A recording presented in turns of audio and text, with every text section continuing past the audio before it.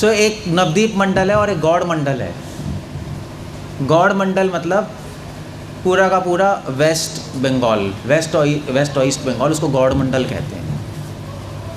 सो नवद्वीप मंडल तो जो मैंने 9 द्वीप बताए हैं जो हम देख रहे हैं अभी, जिस पे हम गए थे, अंतरद्वीप, सीमन द्वीप, गोद्रुम द्वीप, मध्य द्वीप, है ना। फिर उस तरफ कोला द्वीप, झानो, ऋतु और मोद्रुम और रुद्र द्वीप।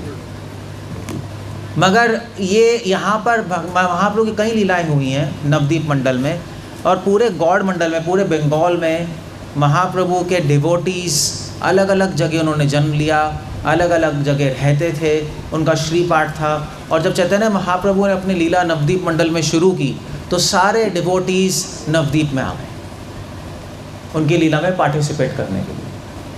जैसे फॉर एग्ज़ाम्पल एक चैतन्य महाप्रभु के कई पार्षद हैं। फॉर एग्ज़ाम्पल कुछ आप भी उसमें तो वर्धमान से आए थे आप लोग, कई लोग, है ना। तो वर्धमान में कई महाप्रभु के डिवोटीज़ ने जन्म लिया। और यहाँ पे आप जाओगे हावड़ा के पास कई डिवोटीज़ थे, महेश पंडित, रुद्र पंडित, दास गदाधर। कल हम जाएंगे पानीहटी में नित्यानंद प्रभु थे। मगर जब निमाय पंडित, जब महाप्रभु लीला कर रहे थे तो पानीहटी में राघव पंडित और वो सारे डिवोटीज़ थे। जैसे फॉर एग्ज़ाम्पल आप बंगाल में और ऊपर जाओगे ट्रेन लेकर, मैंने बताया था मालदा डिस्ट्रिक्ट है जहाँ पे रूपा गोस्वामी, सनातन गोस्वामी रहते थे। सो ऐसे आप जाओ बोलपुर, रविन्द्रनाथ टैगोर, पता है रविन्द्रनाथ टैगोर? बोलपुर जाओ, बोलपुर के पास कई चैतन्य महाप्रभु के डिवोटीज़ हैं। जैसे धरेंद्र पंडित, जो आपने नाम नहीं सुना होगा, बस ठीक है, बस वो नीचे, मैं नीचे रखता हूँ मैं, क्योंकि मुझसे बोला नहीं जाता। ठीक है बाबा, आवाज़ बाकी तो सबको आ रही है ना आवाज़? ठीक। सो वहाँ पे धरेंद्र पंडित थे। ऐसे ही भरतपुर के पास ऐसे बहुत सारी जगह हैं, वो हम आपको बता नहीं सकते, क्योंकि जब हम लोग बंगाल में हर साल आते थे कोरोना से पहले, 2008 या 2009, 2010 से ऐसे। और हर साल आकर हम लोग 4-5 लोग पूरे गौड़ मंडल में भ्रमण करते थे, अलग अलग जगह चैतन्य महाप्रभु के पार्षद मतलब महाप्रभु के एसोसिएट्स के दर्शन करने के लिए।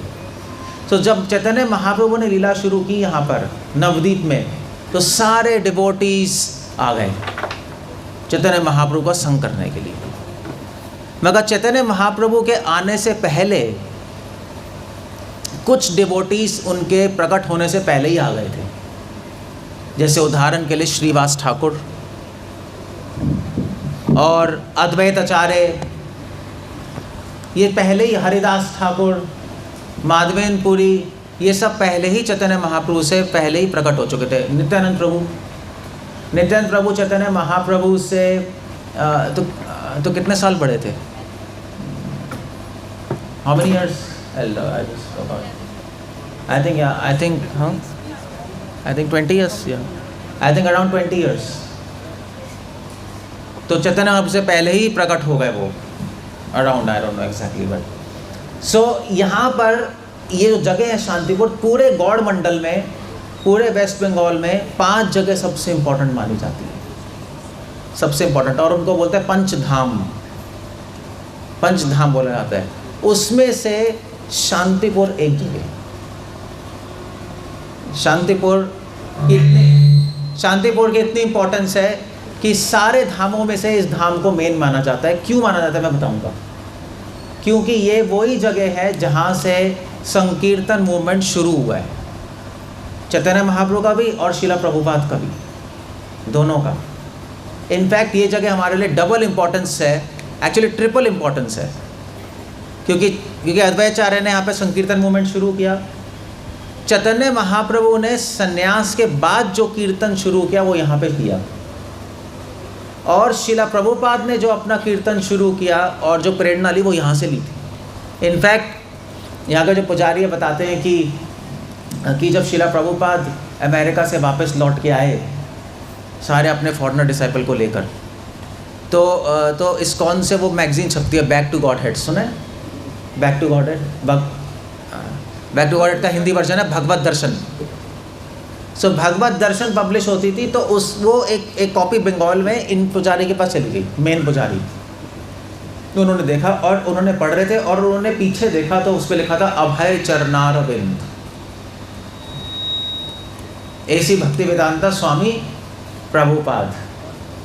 तो उन्होंने कहा अरे ये क्या है? तो उन्होंने कहा ये तो अभय बाबू हैं। तो पहले प्रभुपाद, हम तो प्रभुपाद कहते हैं, बट जब प्रभुपाद ऑर्डिनरी डिवोटी थे गौड़िया मठ में, तो उनको अभय बाबू कहते थे, क्योंकि कलकत्ता में बिजनेसमैन थे, काफ़ी डोनेशन भी देते थे गौड़िया मठ को, तो अभय बाबू कहते थे। तो जब यहाँ शिरबो कहते थे, उन्होंने कहा, फिर उनके डिवोटी से पूछा कौन है ये? तो उन्होंने बोला ये तो हमारे फाउंडर आचार्य, जिन्होंने इस्कॉन खोला है, जिन्होंने सारा फॉरेनर्स को लेके आए हैं, मायापुर में मंदिर बना रहे हैं। तो उन्होंने कहा ये तो तुम्हारे अमेरिका जाने से पहले रोज़ यहाँ पे आते थे कलकत्ता से। कलकत्ता पास में ही है, ज़्यादा दूर नहीं है। सो कलकत्ता से आते थे रोज़, तो मतलब हर वीकेंड आते होंगे जो भी है। और यह वहाँ ये जो जगह है, जो मंदिर देख रहे हो पीछे दो, यहाँ पे बैठ के अपना जप करते थे और किसी से बात नहीं करते थे, किसी से बात नहीं करते थे, पूरे दिन जप करते थे और जप करके अपना चले जाते थे। और कई बार पुजारी ने देखा कि शिला प्रभुपाद बैठ के जप करते थे और उनकी आंखों में आंसू थे और चले जाते थे। शिला प्रभुपाद यहाँ पे आके क्या कर रहे थे? शिला प्रभुपाद यहाँ पर आकर प्रार्थना कर रहे थे अद्वैत आचार्य जी से। चैतन्य महाप्रभु, नित्यानंद प्रभु, वो लोग भी यहाँ पर आए हुए हैं, माधवेंद्र पुरी, हरिदास ठाकुर, सारे के सारे इम्पोर्टेंट जो महानुभव, जो महान हमारी परंपरा के फाउंडेशन है, सारे मतलब पंच तत्व यहीं पे थे, प्लस उनके रूट्स, जो उनका बीज है माधवेंद्र पुरी, वो भी यहीं पे थे। सो यहाँ पे आके प्रार्थना करते थे कि मुझे शक्ति दीजिए कि मैं पूरे संसार में ये संकीर्तन मूवमेंट का प्रचार कर सकूँ। और शिला प्रभुपाद ने यहाँ से शक्ति प्राप्त करके और फिर उसके बाद पूरे ब्रह्मांड में उन्होंने प्रीचिंग की। इनफैक्ट अद्वैत आचार्य जी, यहाँ पे अद्वैत आचार्य जी का घर है, अद्वैत आचार्य। तो यहाँ पर अद्वैत आचार्य जी के बारे में लिखा जाता है कि, श्लोक तो मुझे याद नहीं है, वहाँ पे लिखा है उस पर कि जिस पे अद्वैत आचार्य की कृपा होगी उसको चैतन्य निताय की प्राप्ति होगी। ये जो जगह हैं सारे गॉड मंडल में 5 धामों में से इसलिए इम्पोर्टेंट है। यहाँ पर इम्पोर्टेंस मैंने बताया, पहली इम्पोर्टेंस ये है कि यहाँ पर अद्वैत आचार्य जी ने प्रार्थना की थी कृष्ण भगवान से कि आप अवतार लीजिए और अपने नाम का प्रचार कीजिए। अद्वैत आचार्य कौन है मैं बताऊंगा, मगर यहाँ पे उन्होंने प्रार्थना की और उनकी प्रार्थना से चैतन्य महाप्रभु यहाँ पर अवतरित हो गया है। इसलिए चैतन्य महाप्रभु अद्वैत आचार्य जी को उन्होंने नाम दिया नाड़ा, नाड़ा नाम देते, जैसे हिंदी में बोलते हैं नगाड़ा बजाते हैं, तो उन्होंने नाड़ा नाम दिया कि अद्वैत आचार्य ही वो हैं जिन्होंने प्रार्थना करके उनकी आवाज़ वैकुंठ तक पहुँची, गोलोक तक पहुँची, और वहाँ जब कृष्ण भगवान ने सुनी तो उनको यहाँ पर चैतन्य महाप्रभु का अवतार लेने के लिए आना पड़ा। सो अद्वैत आचार्य जी की कृपा से कृष्ण भगवान ने अवतार लिया महाप्रभु के रूप में। इसीलिए शांतिपुर को 5 धामों में से एक धाम माना जाता है, क्योंकि यहाँ पर अगर हम आएंगे अद्वैत आचार्य जी की कृपा मिलेगी तो स्वयं चैतन्य महाप्रभु हमारे हृदय में भी अवतरित हो जाएंगे। सो अद्वैत आचार्य कौन थे और एग्जैक्टली वो यहाँ पे कैसे आए, शांतिपुर में कहाँ उनका जन्म हुआ और यहाँ पे कौन कौन सी लीला हुई, वो सुनना बहुत ज़रूरी है। इनफैक्ट जो अद्वैत आचार्य जी ने जो पूजा की थी भगवान को बुलाने के लिए, वो ये जो पेड़ देख रहे हो आप, ये तमाल का वृक्ष है, ये पीछे आपके, इस पे जाओगे तो इस पे वो लोगों ने बांधा भी हुआ है, जाना। इस तमाल के वृक्ष के नीचे ही बैठ के उन्होंने भगवान अपना भजन किया था और तपस्या की थी और प्रार्थना की थी कृष्ण भगवान से कि वो अवतरित हो गया है। और इनफैक्ट तो अभी तो गंगा जी दूर है यहाँ से, गंगा जी तो दूर है यहाँ पे तो नहीं अभी, तो उस टाइम गंगा जी इनके पास ही जाती थी यहीं से, तो आपको थोड़ा आगे जाना पड़ेगा, तो आगे गंगा जी हैं। सो बिल्कुल पास जाती थी गंगा जी यहाँ से, अब तो चलो थोड़ा सा दूर, यहीं पास में है क्या है गंगा जी, थोड़ा दूर है ना। हाँ दूर है ना, हाँ दूर है। तो पहले यहीं से जाती थी, मगर काल के प्रभाव से दूर हो गई थोड़ी। बिल्कुल इसके अपोजिट अगर आप गंगा जी जाओगे, गंगा जी पार करोगे तो बिल्कुल इसके अपोजिट एक जगह आएगी अंबिका कलना, जो गौरीदास पंडित जी का घर था। तो गौरीदास पंडित जी भी यहाँ पर आते थे, अद्वैताचार्य जी के साथ नृत्य करते थे, संग करते थे। सो यहाँ पे शांतिपुर में कौन कौन सी लीला हुई और अद्वैताचार्य कौन है वो मैं आपको बताऊँगा। सो अद्वैताचार्य जो थे उनके जो ग्रैंडफादर थे उनका नाम था श्री नरसिंह पंडित। श्री नरसिंह तो उनके ग्रैंडफादर, उनके दादाजी, और वो यहाँ पे रहते थे अपनी वाइफ के साथ। उनकी शादी तो बांग्लादेश में एक जगह है, कौन सी जगह, सिलट में एक जगह लाउड ग्राम, तो वहाँ के जो मंत्री हैं उनकी पुत्री से शादी हुई थी उनकी। तो यहाँ पे रहते थे, यहाँ पे आए थे जैसे और बंगाली लोग रहते हैं, अपना भजन करते थे, बहुत पायस थे। और उनके फिर पुत्र हुए, उनका नाम है कुबेर पंडित, यहीं पे। और कुबेर पंडित जी की शादी हुई, उनकी वाइफ का नाम था लाभा देवी, और वो यहाँ पे रहते थे। मगर उनकी जॉब, अब जब यहाँ पे रहते हैं भी जॉब तो ढूंढेंगे कहीं ना कहीं, तो उनकी जॉब बांग्लादेश में वो जो लाउड ग्राम है वहाँ लग गई। उनकी कांटेक्ट तो थे पापा जी के, वहाँ पे फादर के उनके थे, तो उन्होंने कहा कि भी हमारा भी अब वो जॉब लग जाए। तो वो वहाँ पे सिलहट शिफ्ट हो गए और वहाँ पर वो जो लाउड ग्राम में जो राजा हैं उनके साथ में काम करने लगे, कुबेर पंडित। तो वहाँ बांग्लादेश में सिलहट में लाउड ग्राम में वहाँ पर अद्वैताचार्य जी का जन्म हुआ। इसलिए अब भक्ति संत ठाकुर एक क्वेश्चन उठाते हैं कि अद्वैताचार्य जी ने यहाँ पे जन्म क्यों नहीं लिया धाम में। ये लोग जो लोग हैं अद्वैताचार्य, नित्यानंद प्रभु, ये लोग अपने इच्छा से जन्म लेते हैं। हम लोग तो बस हैं, हाँ बाय डिफ़ॉल्ट ही आ जाते हैं कहीं ना कहीं, वो हमारा तो अलग है। वो तो अपने स्वतंत्र इच्छा से ले रहे हैं, क्योंकि अद्वैताचार्य किसके अवतार हैं? अद्वैताचार्य महाविष्णु और शिव जी के मिलित अवतार हैं। सदाशिव और महाविष्णु के मिलित अवतार हैं। इनफैक्ट अद्वैताचार्य इतने इम्पोर्टेंट पर्सनैलिटी हैं कि एक बार जगन्नाथपुरी में जब महाप्रभु ने संन्यास लेके चले गए जगन्नाथपुरी, तो जगन्नाथपुरी में चैतन्य प्रभु बैठे हुए थे। तो आई थिंक गदाधर पंडित श्रीवास ठाकुर जो डिस्कशन हो रही थी कि आई थिंक गदाधर पंडित ही थे यार। गदाधर पंडित पूछ रहे थे महाप्रभु से कि ये अद्वैताचार्य कैसे डिवोटी हैं, ये अद्वैताचार्य महान भक्त हैं। मतलब सबको पता है भक्त है, मगर वो कह रहे थे कि भक्त नहीं, वो तो महान भक्त हैं। तो चैतन्य महाप्रभु ने उनको थप्पड़ मारा सीधा। कौन, श्रीवास ठाकुर थे, गदाधर पंडित थे, आई जस्ट फॉरगॉट। तो उन्होंने थप्पड़ मारा उनको, तो उन्होंने कहा महान भक्त है। सो महान भक्त की बात छोड़ दो। अद्वैताचार्य कौन है? भक्त नहीं है। कौन है वो? स्वयं भगवान है, वो महाविष्णु के अवतार हैं। तो उन्होंने कहा तुम्हारी हिम्मत कैसे कंपेयर करने की कि वो महान भक्त हैं? ये तो ऑफेंस है उनके प्रति। जैसे नित्यानंद प्रभु कौन है? महान भक्त है? नहीं, नित्यानंद प्रभु साक्षात बलराम जी हैं, स्वयं भगवान है, मगर सेवक भक्त के रूप में काम कर रहे हैं। इसलिए नित्यानंद प्रभु को बोला जाता है भगवान भक्त, गॉड, सर्वेंट गॉड। ऐसे अद्वैताचार्य भी हैं। तो उन्होंने कहा कि अभी तो तुम बच्चे हो उनके सामने, अद्वैताचार्य तो मेरे भी आराध्य हैं। चैतन्य महाप्रभु ने कहा ये अद्वैताचार्य की इंपॉर्टेंस थी। इसलिए अद्वैताचार्य जी जब भगवान खुद ही हैं तो वो तो अपनी इच्छा से जन्म ले सकते, तो उन्होंने यहाँ पे क्यों नहीं लिया धाम में? ऐसी बांग्लादेश में जहाँ पे सारे उस टाइम पापी लोग रहते थे, वहाँ की जन्म लिया, जहाँ पे कोई धाम नहीं है, कुछ भी नहीं है, कुछ भी नहीं है वहाँ पर। और भी चैतन्य के और भी भक्तों ने बांग्लादेश में जन्म लिया है। उस टाइम बांग्लादेश नहीं था वो, बाय द वे 500 साल पहले बांग्लादेश नाम की कोई चीज़ नहीं थी, पूरा बंगाल ही था। मगर जितना ज़्यादा गंगा जी के उस तरफ जाओगे, गंगा जी बीच में है नहीं, तो अब तो ईस्ट बंगाल वेस्ट बंगाल है, तो बांग्लादेश भी पूरा ईस्ट बंगाल में इंक्लूडेड था। तो पाकिस्तान डिवीज़न के बाद बांग्लादेश बना जो भी है। तो उस तरफ भगवान का नाम कोई नहीं लेता था। गंगा जी के पास ही लोग भगवान का नाम लेते थे, तो गंगा जी हैं, पूजा करते थे, धर्म और भक्ति होती थी। जैसे जैसे गंगा जी से दूर जाओगे वैसे वैसे लोग पापी बनते जाएंगे। सो वहाँ बांग्लादेश में इतनी दूर सिलहट में लाउडग्राम में जन्म लिया, क्यों लिया ऐसे? तो और भी महाप्रभु के और भी डिवोटीज़ ने वहाँ पे जन्म लिया। किसने लिया बांग्लादेश में, किसी को पता है?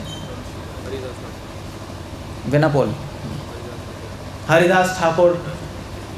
और कौन है, किसी को पता है बांग्लादेश में और किसने जन्म लिया? डिवोटीज़, बहुत सारे डिवोटीज़ हैं।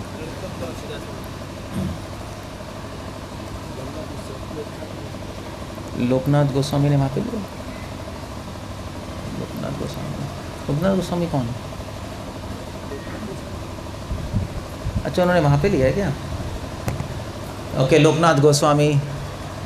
और बेसिकली और बहुत इम्पोर्टेंट है गोविंद घोष, माधव घोष, ये जो जितने भी सिंगर्स थे उन्होंने वहाँ पे जन्म लिया है।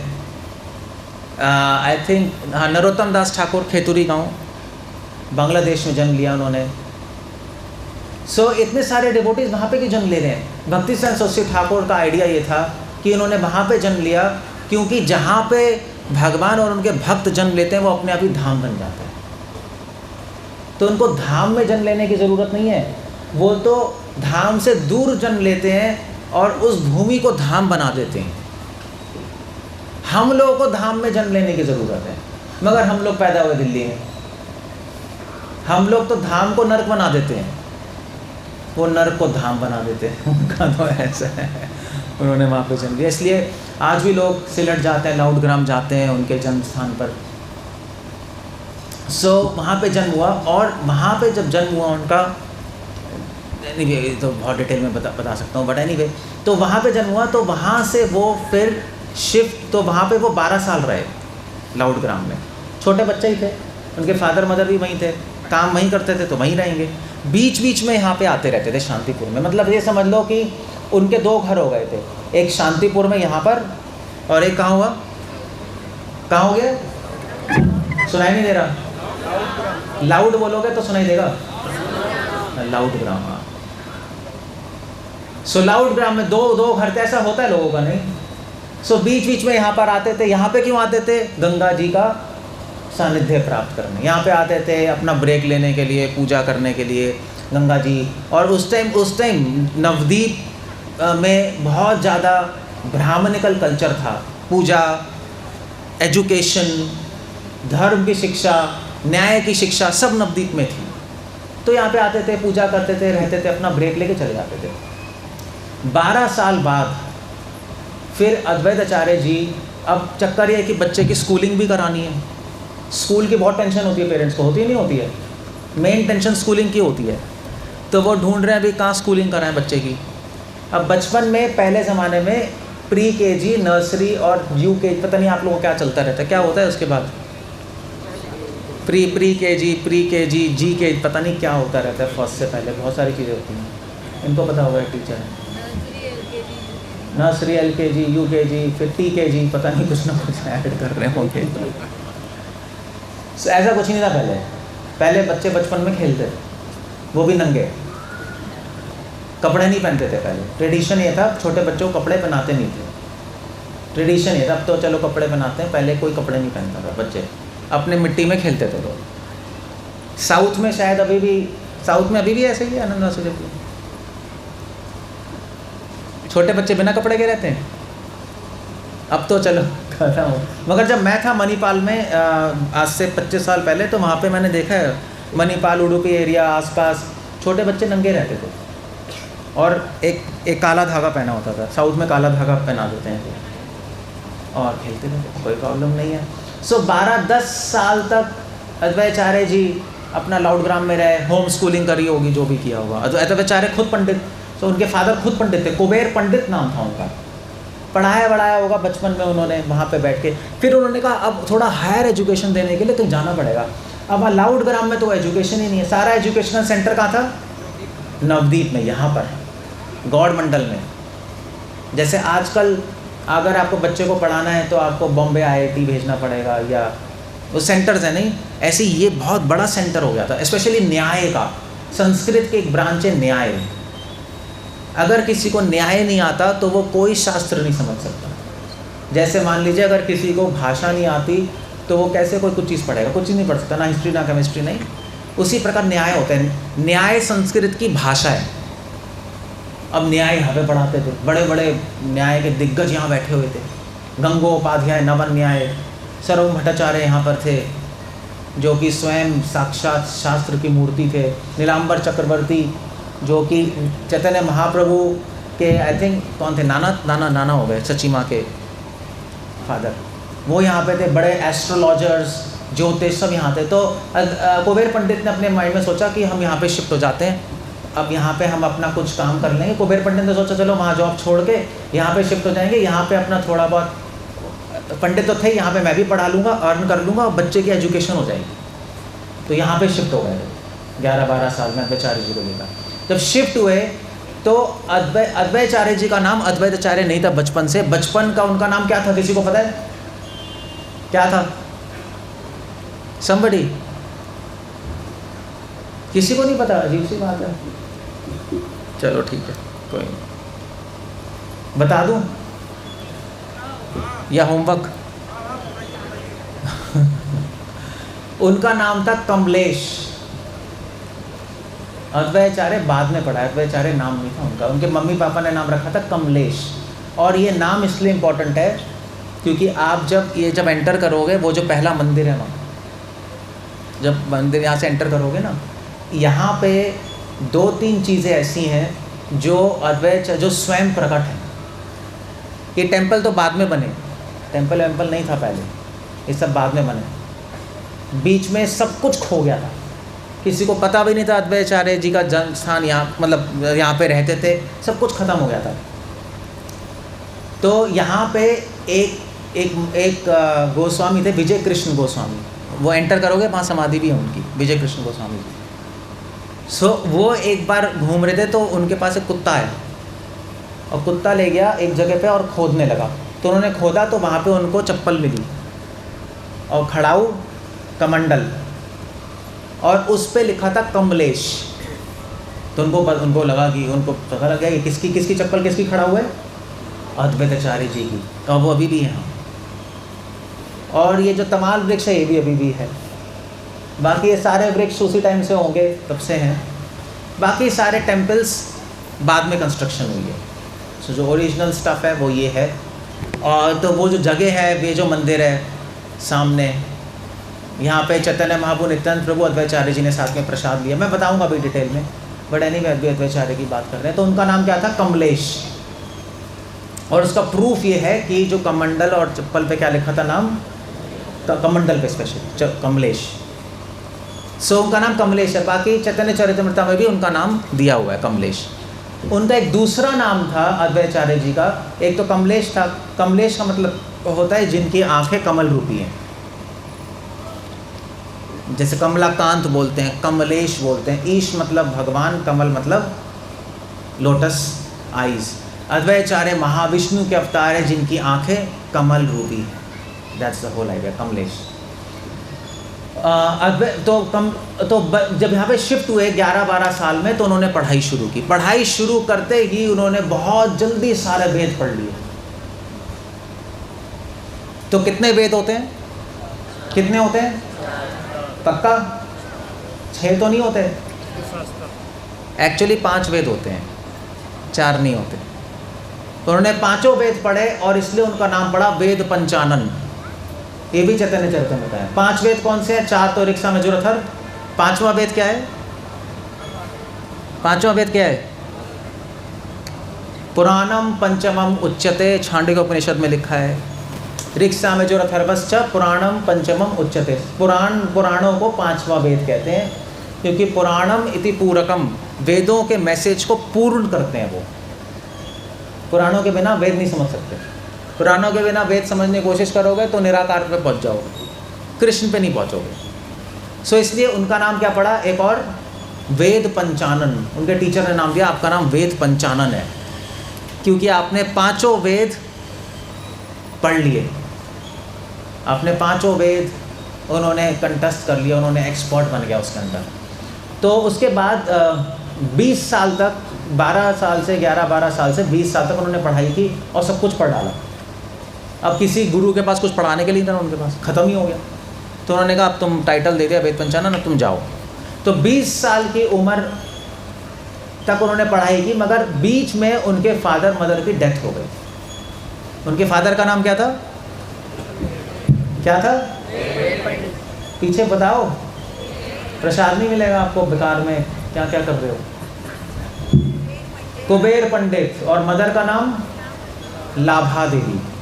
तो उनका देहांत हो गया और अद्वैताचार्य जी फिर अकेले हो गए। 20 साल के लड़के, पढ़ाई कर रखी सब, तो उन्होंने कहा अब मैं तीर्थ भ्रमण करने जाऊंगा। पेरेंट्स की रिस्पॉन्सिबिलिटी नहीं है, कुछ नहीं है, तो तीर्थ भ्रमण के लिए चले गए। तीर्थ भ्रमण करते करते वो वृंदावन पहुँचे। ये जो रिकॉर्ड है ये भक्ति रत्नाकर में दिया है। वृंदावन पहुँचे, और भी और ऑफकोर्स और भी बुक्स में, अद्वैत प्रकाश में भी है। वृंदावन पहुँचे। वृंदावन में क्या हुआ, वृंदावन में उन्होंने अपना परिक्रमा कर रहे थे, तो एक जगह जाके उनको बहुत सुंदर भगवान की मूर्ति मिली, मदन मोहन जी की। मदन मोहन जी की मूर्ति ज़मीन में थी, तो सपना आया और मदन मोहन जी ने कहा मुझे निकालो। उन्होंने निकाला और मदन मोहन जी की डिटीज़ मिली। सो मदन मोहन जी की डिटीज़ मिली, तो उन्होंने फिर मदन मोहन जी की डिटीज़ एक ब्राह्मण को दे दी कि तुम पूजा करो, मैं परिक्रमा करके आऊँगा और फिर मैं ले लूँगा, कोई ना, मैं अब उठा के कैसे ले जाऊँगा सब जगह, वृंदावन की इतनी बड़ी परिक्रमा है। तो वो परिक्रमा करने चले गए, मगर बीच में क्या हुआ, बीच में मुस्लिमों का अटैक हो गया। उस टाइम मुस्लिम अटैक करते थे वृंदावन पे, पूरे जगह करते थे, वृंदावन में भी अटैक कर दिया, अभी हम लूट लेंगे। तो जब आ गए तो इस ब्राह्मण ने मदन मोहन जी की मूर्ति छुपा के रख दी, और उन्होंने वो मूर्ति, ब्राह्मण ने छुपा के रख के भाग गया, और उन्होंने वो मूर्ति, एक ब्राह्मण था चौबे, मथुरा में चौबे था, चौबे कोई, उसको दे दी कि तुम रख लो भैया, मैं जा रहा हूँ, मुस्लिमों ने अटैक कर दिया, तुम संभाल लो। तो अद्वैताचार्य जब वापस आए वृंदावन परिक्रमा करके, तो वहाँ पे थी नहीं। उनको बड़ा दुख हुआ उनको कि कहाँ चले गए। तो भगवान का सपना आया, भगवान ने कहा नहीं, मैं वहाँ चौबे के घर हूँ और वो मेरी सेवा कर रहा है, और बाद में सनातन गोस्वामी आएंगे, वो मेरी सेवा करेंगे, तो आप प्लीज़ वहाँ से आप अपने नवदीप धाम जाइए, आपका काम पूरा हो गया। तो अद्वैताचार्य बहुत रोए कि भगवान आपके बिना कैसे रहूँगा मैं। तो इसलिए तो उन्होंने एक चित्रपट बनाया मदन मोहन जी का, और उनके साथ राधा रानी और विशाखा देवी। वो चित्रपट पता नहीं यहाँ पर है, आई डोंट नो, बताएंगे पुजारी यहाँ पर। सो वो अद्वैताचार्य जी का पर्सनल चित्रपट था, तो वो लेके आ गए यहाँ पर। ठीक है, चलो थोड़ा सा भगवान के दर्शन होंगे। सो यहाँ पर आए, तो उसके बाद शांतिपुर आए वापस, और यहाँ पर उन्होंने अपना भजन शुरू किया। और तो आज जो मदन मोहन जी का मंदिर है वृंदावन में, सनातन गोस्वामी का जो मंदिर है मदन मोहन जी का, वो वही डिटीज़ हैं तो अद्वैताचार्य जी ने प्रकट की थी। वो एक्चुअली अद्वैताचार्य जी की डिटीज़ हैं, जो आज बाद में सनातन गोस्वामी और मदन मोहन जी के नाम से वृंदावन में फेमस है। लोग वहाँ के बिहारी जाते हैं, मगर मदन मोहन जी नहीं जाते। हमारे लिए मदन मोहन जी सबसे इम्पोर्टेंट डिटीज़ हैं पूरे वृंदावन में, क्योंकि अद्वैताचार्य जी लिंक्ड हैं उससे। सनातन गोस्वामी, कृष्णदास कविराज गोस्वामी ने मदन मोहन जी से प्रे किया, और मदन मोहन जी की कृपा से ही उन्होंने चैतन्य चरितमृता लिखी। इनफैक्ट संबंध ज्ञान के लेवल पे मदन मोहन जी ही इम्पोर्टेंट है। जो हम साधक लोग हैं, हमें किससे प्रार्थना करनी चाहिए? मदन मोहन जी से।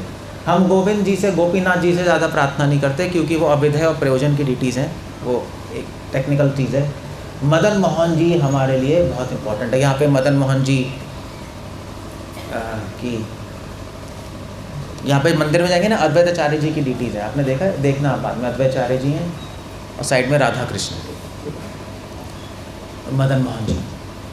सो अद्वैताचार्य जी जब यहाँ पर आए, तो यहाँ पर आए और यहाँ पे अपना रह रहे थे, और उन्होंने अपना स्कूल खोला शांतिपुर में। यहाँ पर बंगाल में स्कूल बोलते हैं टोल बोला जाता है स्कूल को, जैसे गुरुकुल बोलते हैं हम लोग, ऐसे टोल बोलते हैं यहाँ पे, जहाँ पे बच्चे पढ़ने आते थे। उन्होंने पढ़ाना शुरू कर दिया। पंडित तो थे ही, तो पढ़ाना शुरू कर दिया, टीचर बन गए, बहुत फेमस हो गए एज अ वैष्णव और एज अ पंडित, दोनों तरीके से।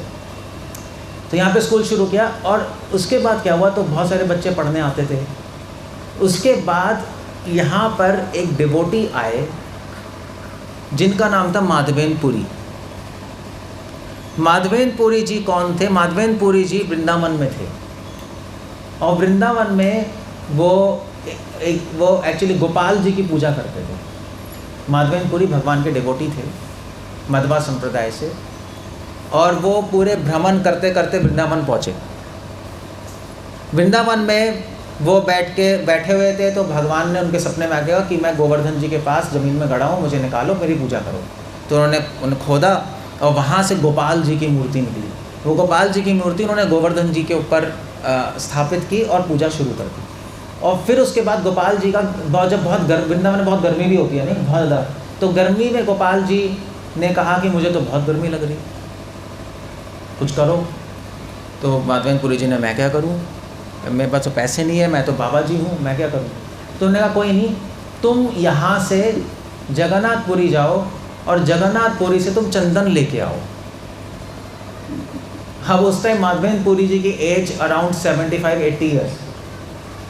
अब 70-80 साल में आदमी वृंदावन से उठ के जगन्नाथपुरी जाए, बिना ट्रेन के, बिना रोड के, बीच में जंगल आ रहे हैं, डाकू आ जाएं, क्या आ जाएं, बीच में ही आदमी मर जाए।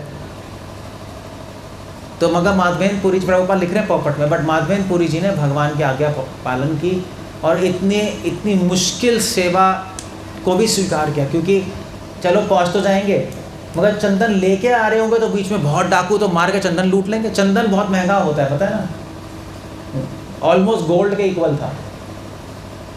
इसलिए चंदन को जैसे गोल्ड होता है, जैसे पेट्रोल को गोल्ड बोलते हैं, अर्थ का गोल्ड नहीं, ब्लैक गोल्ड पेट्रोल को बोला जाता है, ऐसे ही चंदन को बोला जाता है brown gold, it's very costly. तो जब वहाँ से लेके आ रहे हैं तो आधे लोग तो मार ही देंगे उनको, और फिर लेके आना है वहाँ जगन्नाथपुरी से वापस, और बीच में टैक्स देना है, लीगैलिटी है, पेपर्स पूरे करने, कैसे करेंगे वो तो खुद बाबा जी हैं, भजन करने वाले। उन्होंने कहा नहीं भगवान, आपकी सर्विस से तो मैं स्वीकार करता हूँ, चाहे मैं से मर भी जाऊँ। माधवेंद्र पुरी जी की भक्ति की परीक्षा लेने के लिए गोपाल जी ने इस तरह से प्लानिंग की, मगर उससे ज़्यादा माधवेंद्र पुरी जी का कनेक्शन गौड़िया संप्रदाय से जोड़ने के लिए भगवान ने प्लानिंग की थी। ये इंटरनल रीज़न है।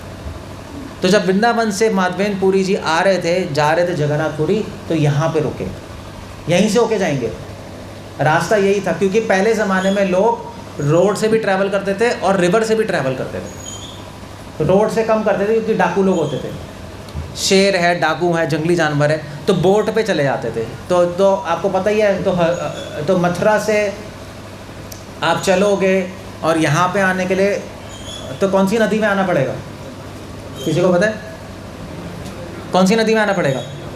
हाँ, तो सबसे पहले यमुना नदी से बोट करो और फिर करते करते प्रयाग आ जाओ, फिर यहाँ पे गंगा जी में मिल जाती है यमुना सरस्वती, और वहाँ से गंगा जी को पकड़ के फिर उसके बाद गंगा जी तो यहाँ पे आ ही रही हैं। तो बोट में ट्रैवल करते आते थे लोग। वो सेफ़ था, ना शेर, ना जंगली जानवर, ना डाकू फिर भी दूर से तीर मार सकते हैं, करते थे लोग ऐसी बात नहीं है। आप बोट पे जा रहे हो तब भी पकड़ लेंगे आपको, तीर वीर मार के और पकड़ लेंगे, या मछली का जाल लगा के आपकी बोट रोक लेंगे। तरीके तो थे, बट फिर भी रिलेटिवली सेफ़ है। ये सब डिस्क्रिप्शंस हैं शास्त्रों में, मैं अपने मन से नहीं बता रहा, ये सब हैं।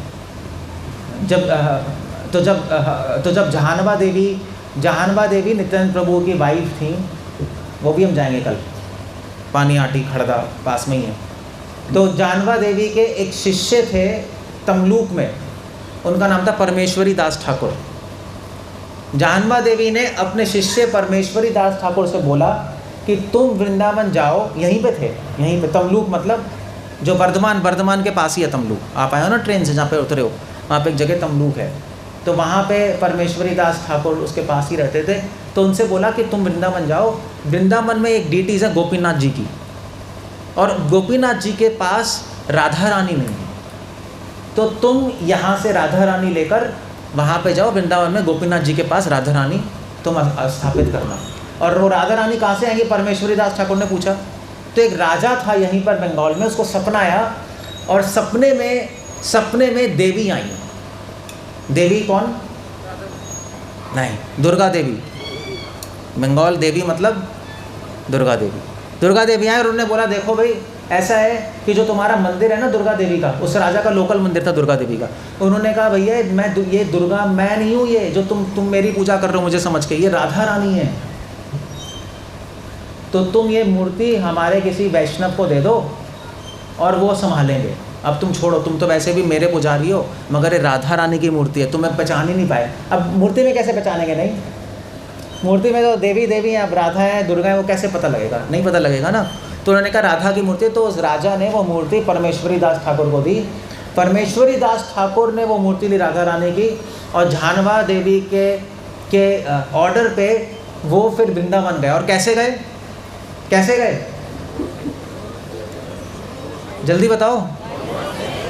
बोट से गए थे, क्योंकि पैदल जाने में तो मुश्किल है ना, और वो भी पैदल जाने में उठाना भी पड़ेगा, फिर बैलगाड़ी लो, तो बोट पे रखा गए। ये इसी रूट से गए गंगा जी से। और जब यहाँ से जा रहे थे तो तूफान आ गया, और बोट, ये बोट में जाने की प्रॉब्लम्स बता रहा हूँ मैं आपको, इसलिए आप शाम को बोट में जाओगे ना, थोड़ा ध्यान रखना। अगर नौका विहार करने जा रहे हो आप शाम को, तो थोड़ा ध्यान रखना, क्योंकि बोट ऐसे भी हो जाती है कभी कभी। कभी कभी बस भी ऐसे हो सकती है, मगर बस ऐसे होगी तो बच जाओगे, बोट ऐसी होगी जिसको स्विमिंग नहीं आता तो जय गोविंदा जय गोपाल गौर नेता कह के आप प्रस्थान कर जाना यहाँ से। कोई प्रॉब्लम, यहाँ थोड़ा मोक्ष भी मिल जाएगा, ऐसा कुछ नहीं है, जा सकते हो। हम यहाँ पे मर जाओगे तो मोक्ष भी मिल जाएगा। दिल्ली पंजाब में मरोगे तो आप जय जय गोविंदा जय गोपाल, कुछ भी नहीं मिलेगा। सो बोट उल्टी हो गई, बोट उल्टी हो गई। अब परमेश्वरी ठाकुर नदी में और राधा रानी भी नदी में। तो परमेश्वरी ठाकुर ने अपनी चिंता नहीं की, उन्होंने कहा राधा रानी ना डूब जाए। राधा रानी को पकड़ लिया और स्विमिंग करने लगे। अब स्विमिंग आदमी कितना करेगा? बोट भी गया, वो भी गया, और इतनी तेज़ बाढ़ आ रही थी गंगा जी में कि वो क्या कहते हैं, तट पे जा नहीं पा रहे थे। जाते हैं तो भाग के, नहीं मुश्किल है ऐसे स्विमिंग करना ना, जब बाढ़ आएगी बहुत तेज़ जाएगी गंगा जी। तो वो स्विमिंग करते जा रहे, एक दिन हो गया, एक रात हो गई, अब पूरी रात कर रहे हैं, पूरे दिन कर रहे हैं, वो थक गए, थक ही जाएंगे नहीं। तो उन्होंने राधा रानी को पकड़ा और उन्होंने कहा कि अब मैं, अभी तक तो मैं आपकी रक्षा कर रहा था, अब मैं आपकी शरण में हूँ, अब आप देखिए क्या करना है। सो राधा रानी की कृपा से वो 3 दिन गंगा जी में फ्लोट करते रहे। 3 दिन 3 रात गंगा जी में ही रहे वो, और बस वो गौर नेता है गौर नेता है गौर नेता है बोल के वहीं थे। 3 दिन बाद फिर कोई बोट आई, बोट वाले ने उनको बचाया, रखा, और फिर वो वृंदावन जाके गोपीनाथ जी के पास राधा रानी इंस्टॉल की गई। सो ऐसे ही जब माधवेंद्रपुरी जी जब आए वृंदावन, तो बोट से ही आए थे, यहाँ से चलते, तो जब आएंगे तो यहाँ से गुजरेंगे, गंगा जी वहीं से जाती हैं। तो जब नवद्वीप आए तो नवद्वीप में उनको पता था यहाँ पे वैष्णव हैं, यहाँ पे रुके। यहाँ पे कौन था? अद्वैताचार्य। अद्वैताचार्य जी से मिले, और अद्वैताचार्य जी से मिलके, ये जो मंदिर है छोटा, ये माधवेंद्रपुरी यहाँ पे रहे थे। ये जो येलो वाला है पीछे छोटा वाला, आप जाके देखो, ये माधवेंद्रपुरी जी यहाँ पे रहे हैं, वहाँ पे फ़ोटो भी है। और वहाँ पे माधवेंद्रपुरी रहे, अद्वैताचार्य जी ने उनका आदर किया, सत्कार किया, और उनको प्रसाद दिया, और उनसे दीक्षा ली। अद्वैताचार्य जी गुरु का नाम कौन है? माधवेंद्रपुरी। ये प्लानिंग थी गोपाल जी की, सिर्फ चंदन लाना और लगाना वो प्लानिंग नहीं थी। प्लानिंग थी कि माधवेंद्रपुरी जी का कनेक्शन गौड़िया संप्रदाय से हो जाए। माधवेंद्रपुरी जी टेक्निकली मध्वा संप्रदाय से माने जाते हैं, मगर माधवेंद्रपुरी गौड़िया वैष्णव समाज के बीज माने जाते हैं, फाउंडेशन। तो उन्होंने अद्वैताचार्य जी को इनिशिएशन दी। अद्वैताचार्य जी से हमारी गौड़िया वैष्णव परंपरा शुरू हो गई। ये काम कराने के लिए गोपाल जी ने इतना बड़ा प्लान बनाया कि आप जाइए, तो माधवेंद्रपुरी जी के शिष्य बने।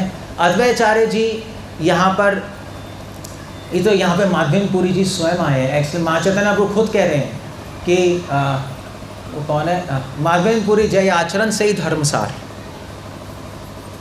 चैतन्य आपको खुद कह रहे हैं माधवेंद्रपुरी कौन है?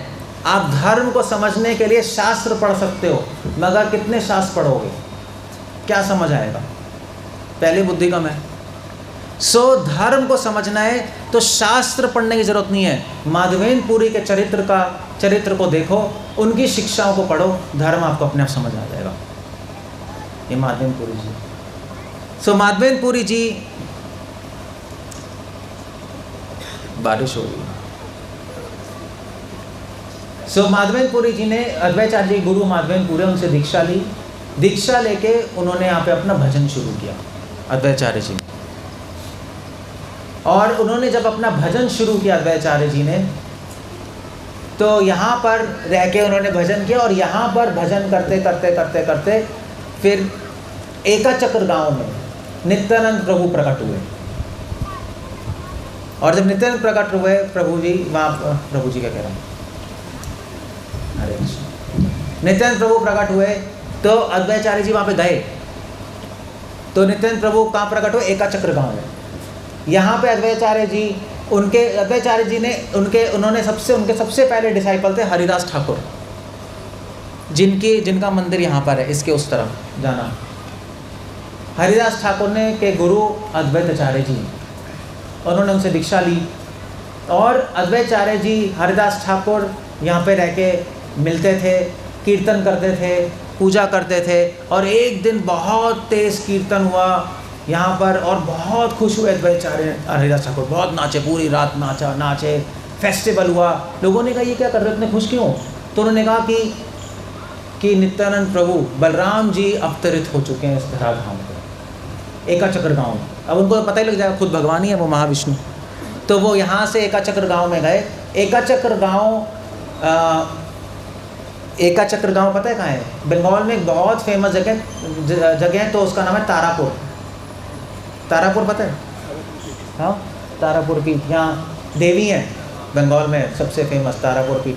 आप ट्रेन पकड़ के सीधा तारापुर पीठ जाओ, वहाँ से रिक्शा पकड़ो, एकाचक्र गांव, सिंपल है। तो वहाँ पे प्रकट हुए ये लोग, अद्वैताचार्य हरिदास ठाकुर गए वहाँ, और उनके नित्यानंद प्रभु के फादर का नाम था हड़ाई ओझा, और उनकी मदर का नाम था पद्मावती। और वो गए तो नित्यानंद प्रभु उस टाइम उनकी गोदी में थे, हड़ाई ओझा की।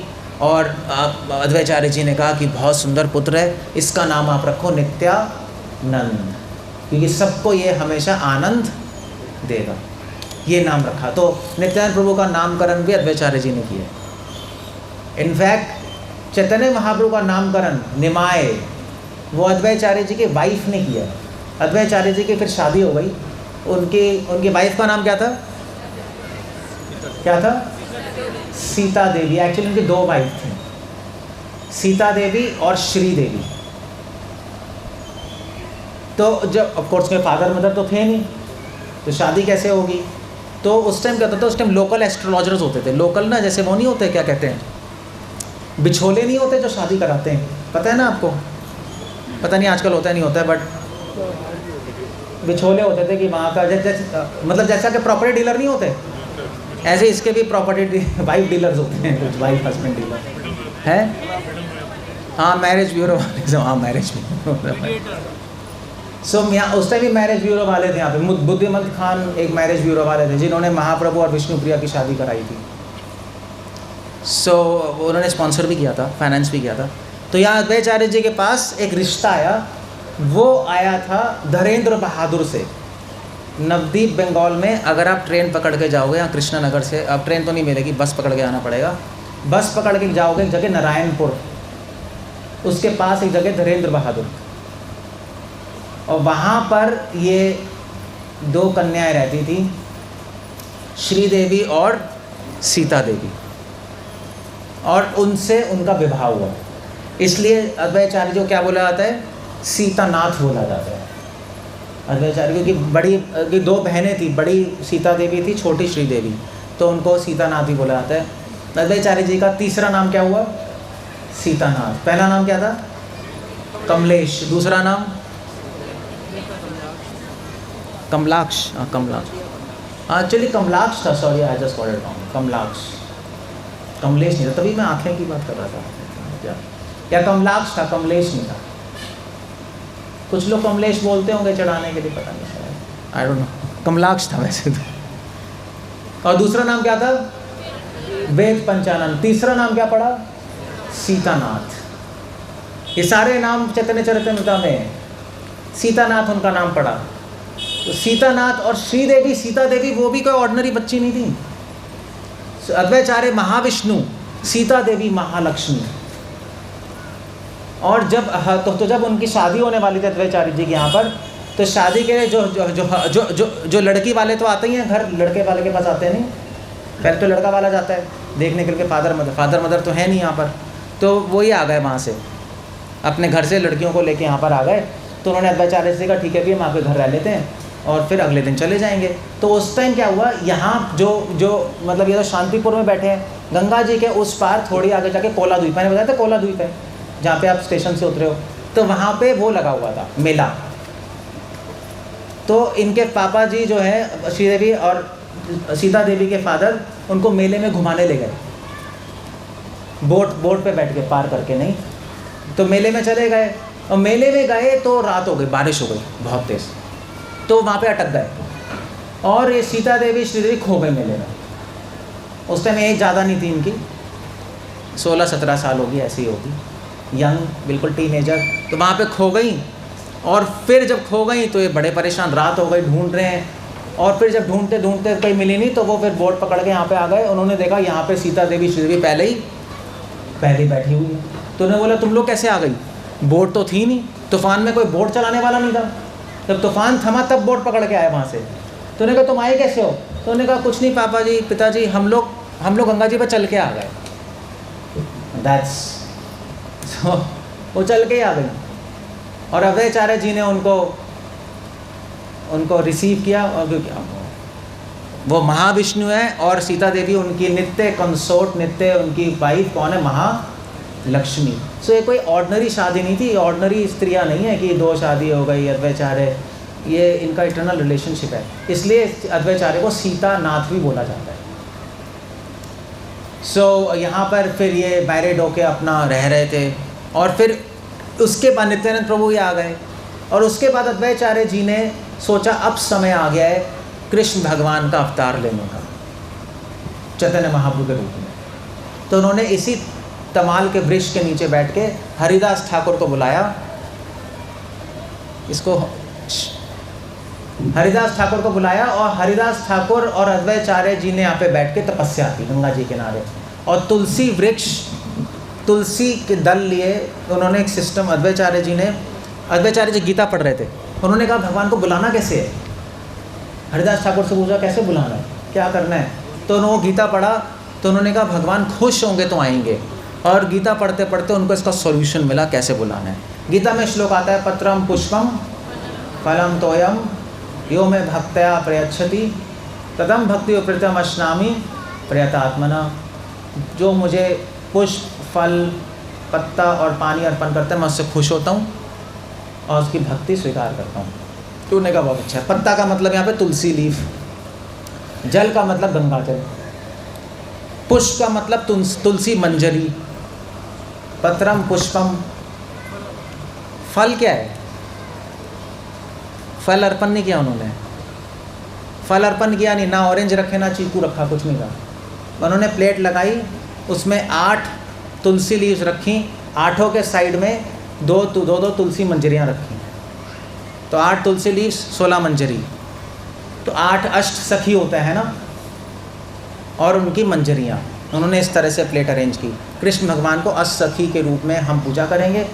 तो जल हो गया, पत्र हो गया, पुष्पम फलम, पुष्प हो गया, मंजरी हो गई। और उसके बाद फल क्या हुआ? फल नहीं था वहाँ। सो फल था, मगर फल क्या था?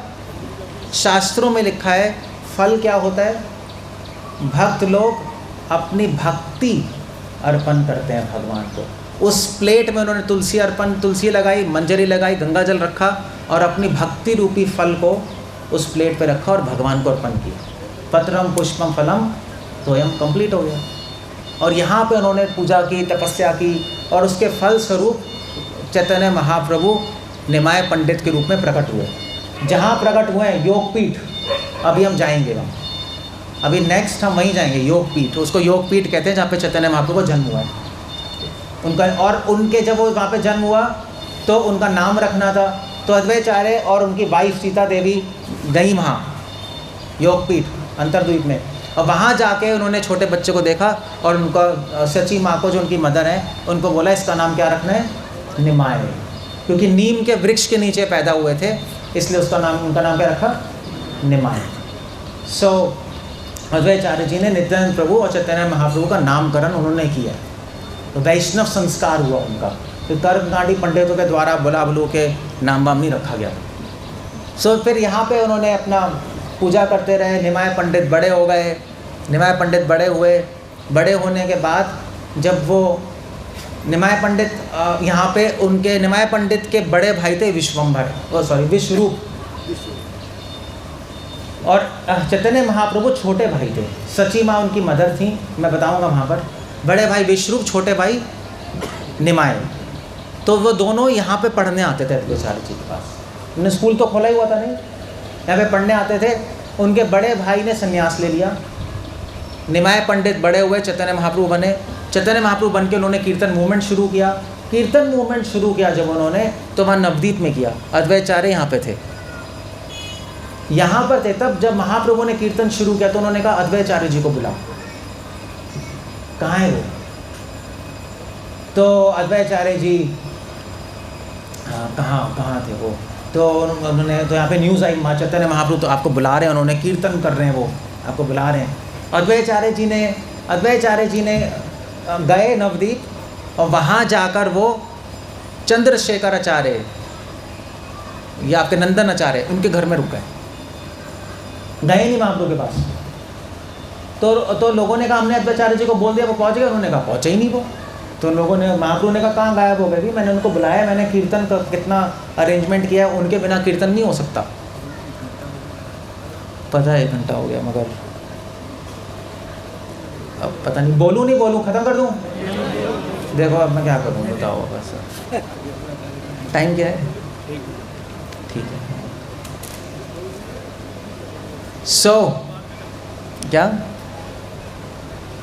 मैं क्या कह रहा था, भूलिए मैं।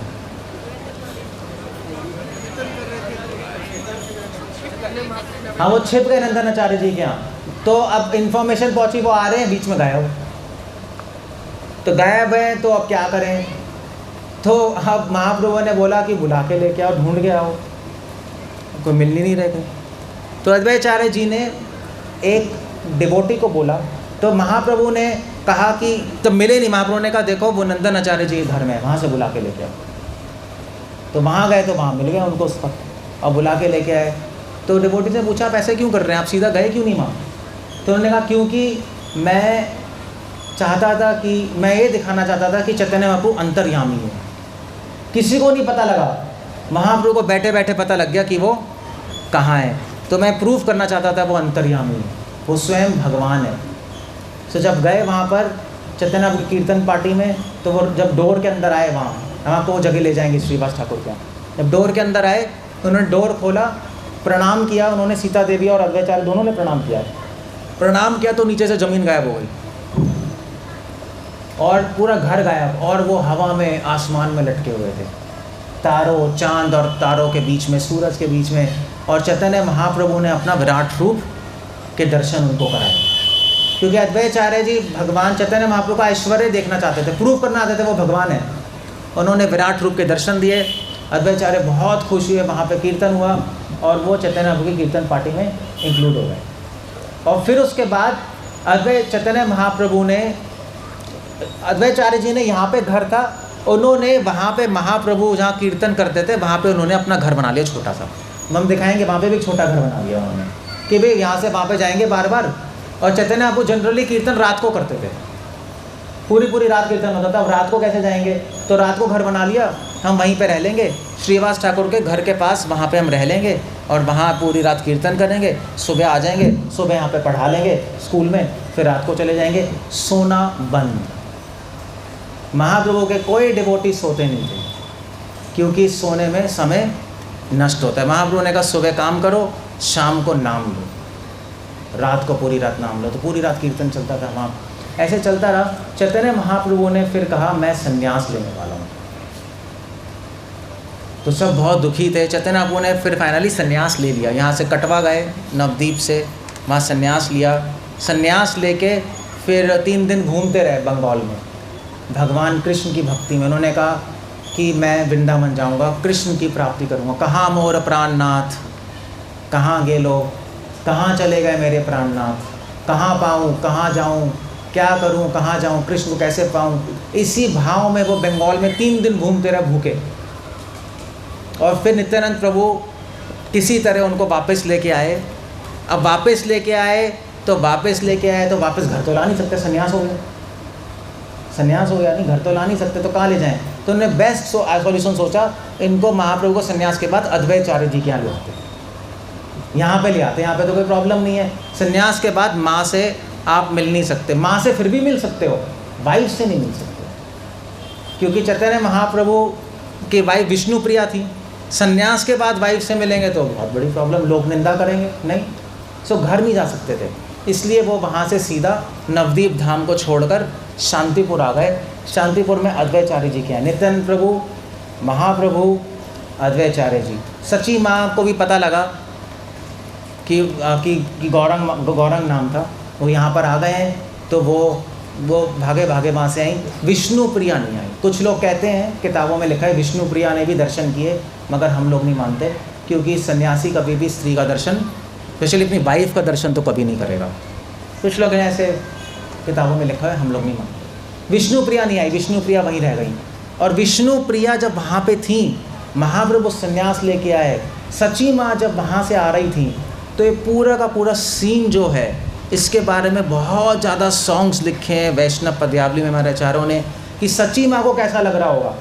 एक तरफ अपने पुत्र से मिलने जा रही है, एक तरफ अपने बहू को छोड़ रही है। नहीं, अब वो चाहती थी बहू को भी लेके जाएं, मगर ले जा नहीं सकती क्योंकि निमाय सन्यासी बन गया, और बेटे से भी मिलना चाह रही थी। वो उनके भाव अलग थे। विष्णुप्रिया के भाव ये थे कि पूरा नवदीप दर्शन करने जा रहा है निमाय के, चैतन्य महाप्रभु नाम बन गया उनका, नहीं, संन्यास के बाद पूरा नवदीप, पूरा ब्रह्मांड दर्शन करने जा रहा है, सिर्फ मैं ही एक दर्शन से भगवान के वंचित हूँ। तो वो वहाँ पे रो रो के वो सोच रही थी, मैंने ऐसे कैसे पाप किए हैं कि मैं उनसे मिल नहीं पा रही, मैंने ऐसे कैसे पाप किया, मैं उनकी वाइफ बन गई। अगर उनकी दासी होती तो फिर भी दर्शन कर लेती, वाइफ बनना तो ब्लेसिंग्स, आशीर्वाद हुआ या शाप हुआ, उनको समझ ही नहीं आ रहा था। ये बहुत ज़्यादा सॉन्ग्स हैं इसमें, विष्णुप्रिया का विरह उस टाइम क्या था, इट्स वेरी ब्यूटीफुल। सची माँ आई, सब लोग आए, और ये जो मंदिर है ये वाला, यहाँ पर ये वाला, ये सामने, तो यहाँ पर चैतन्य महाप्रभु, नित्यानंद प्रभु और अद्वैताचार्य तीनों ने बैठ के प्रसाद दिया। उन्होंने प्रसाद दिया सबके लिए, तीनों के लिए 3 प्लेट लगाई थी, नित्यानंद प्रभु और चैतन्य महाप्रभु, एक 2 प्लेट वो, और तीसरी कृष्ण भगवान के लिए, और अद्वैताचार्य खुद कर रहे थे। तो बहुत सारे पास टाइम हुए यहाँ पर। नित्यानंद प्रभु अद्वैताचार्य में गाली गलौच भी हुई यहाँ पर, वो भी अजीब सा था, पता नहीं। नित्यानंद प्रभु स्वयं बलराम जी हैं, अद्वैताचार्य महाविष्णु हैं। महाविष्णु बलराम जी के ही अवतार हैं। बलराम जी के अंश संकर्षण, संकर्षण जी के अंश हैं महाविष्णु, पुरुष अवतार। तो बलराम जी और अद्वैताचार्य अभिन्न है। तो नित्यानंद प्रभु अद्वैताचार्य जी को कह रहे थे, गाली दे रहे थे। अद्वैताचार्य नित्यानंद प्रभु कह रहे थे कि अवधूत कहाँ से आ गया, इसके माता पिता का पता नहीं, क्या करता रहता है, ऐसे ही घूमता रहता है। अद्वैताचार्य ने, नित्यानंद प्रभु ने कहा कि ये अद्वैत है, इसको मुझे खिलाना नहीं आता, पेट भर के नहीं खिला रहा, कंजूस है, पता नहीं क्या क्या हो रहा था। मगर एक्चुअली बाहर से लग रहा है ऐसी बातें हो रही हैं, मगर वृंदावन दास ठाकुर कृष्ण स्वामी कह रहे हैं कि वहाँ पर धर्म की चर्चा हो रही थी। जो गाली गलौच के बहाने में अंदर से जो चर्चा हो रही थी, कोई भी नहीं समझ सकता क्या बात कर रहे थे, छिप के नहीं, छुपा के बात कर रहे थे। मगर ये जो इंसिडेंस हुआ है, इसका बहुत बड़ा कॉन्सिक्वेंस हुआ। जब वो एक दूसरे से लड़ रहे थे, तो अद्वैताचार्य जी के 6 पुत्र थे, 6 पुत्र थे।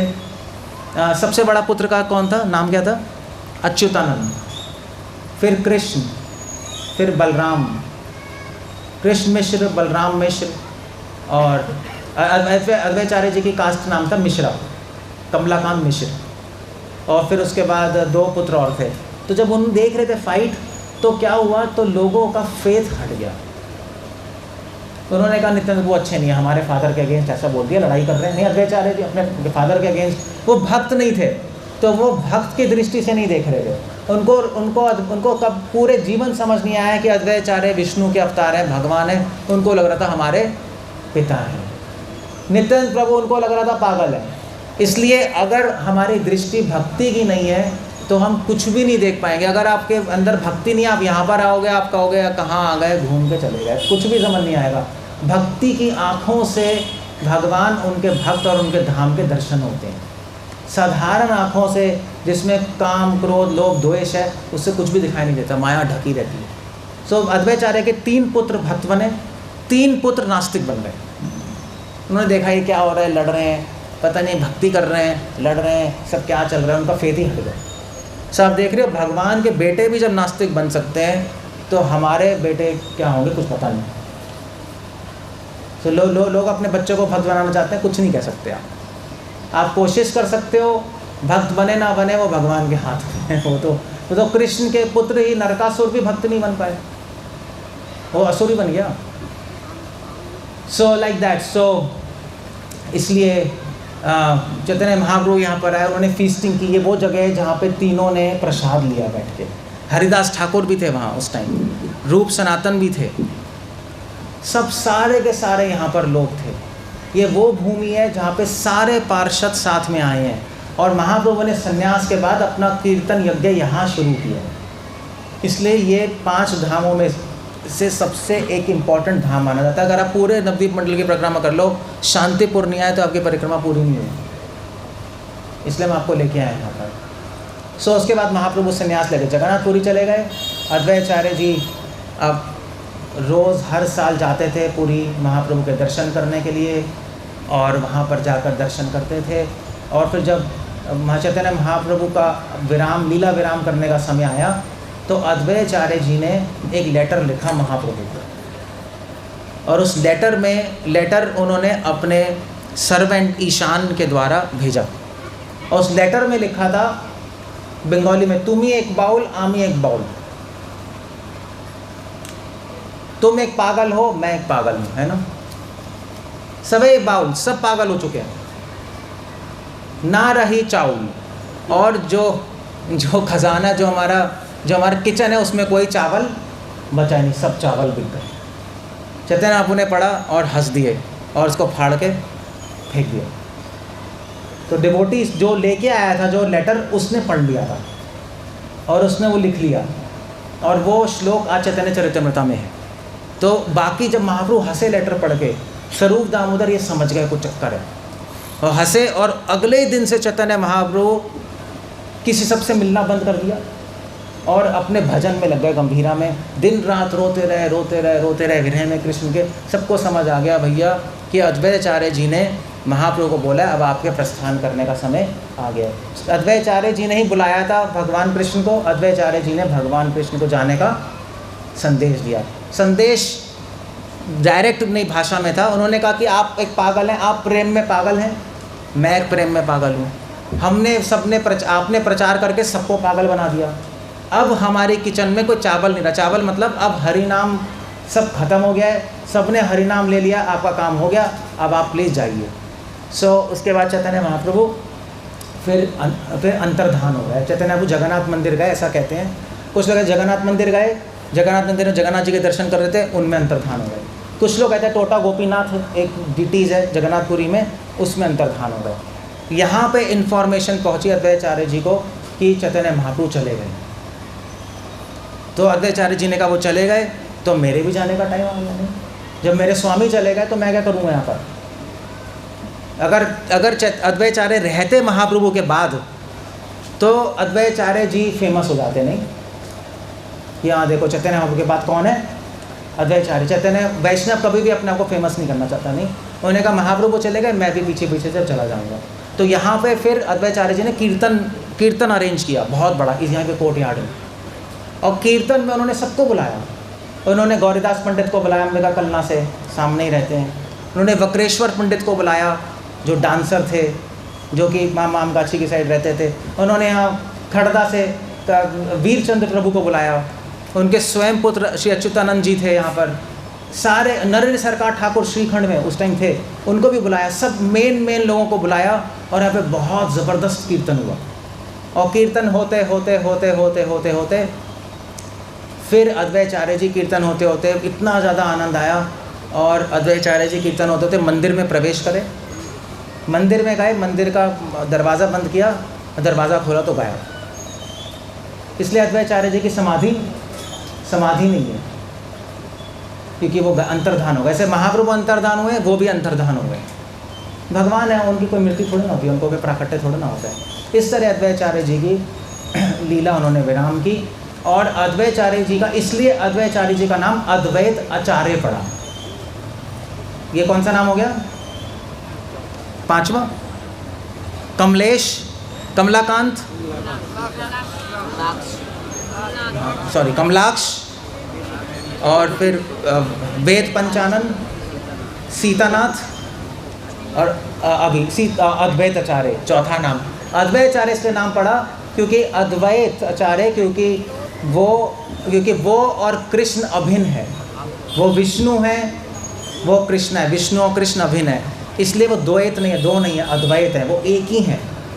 और क्योंकि उन्होंने भगवान को बुलाया, इसलिए उनके समान कोई नहीं है। अद्वैत का मतलब होता है अद्वितीय, उनके समान कोई नहीं है, कोई नहीं बुला पाया, सिर्फ वो बुला पाया, इसलिए उनका नाम क्या पड़ा? अद्वैत। और आचार्य इसलिए पड़ा क्योंकि उन्होंने सबको चैतन्य महाप्रभु की शिक्षा दी।